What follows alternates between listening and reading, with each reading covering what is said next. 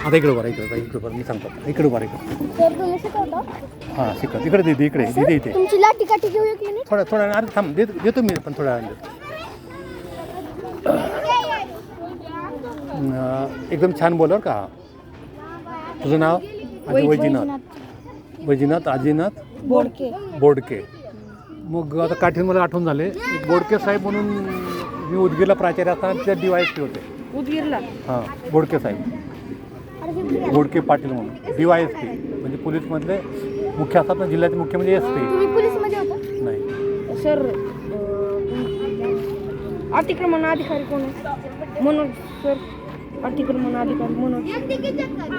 मला त्यावर संपर्क मिळाला म्हणजे आता मी जुनी घटना सांगतो कधीची 97-98ची वगैरे 1997-98ची उदगीरची तिथे बात ठीक आहे. मग तुझे बाबा काय करतात? पप्पा नाही सॉरी सर केव्हा वारले रे? 2013 आजारी वगैरे त्याचं नाही.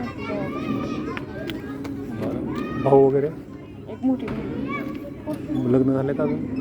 आता 10वी. आई काय करतात? आई रान आहे आमची रान. कोणतं गाव तुझं? गाव भूमच्या पलीकडे पाचवड. भूम ITला मी 5 वर्ष होतो. नवीन बिल्डिंग झाली का ना ITची तिथे 5 वर्ष होतं. सर काल पळून गेलतो माहिती आहे?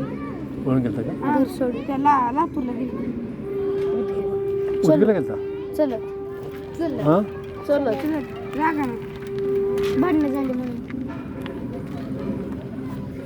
म्हणजे एक प्रकारचं घर सोडून.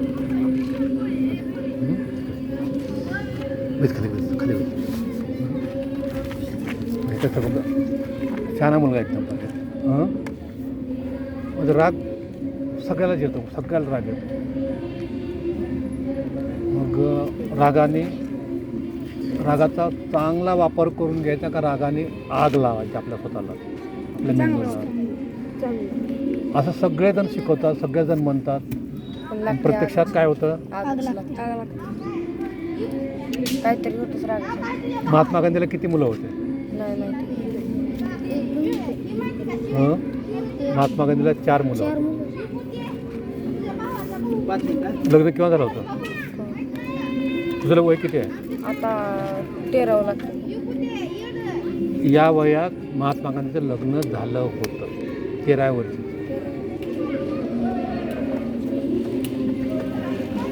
13 वर्षात झालं. मुलं किती होते? 4 मुलं होते. महात्मा गांधी शिकले कुठं? इंग्लंडला.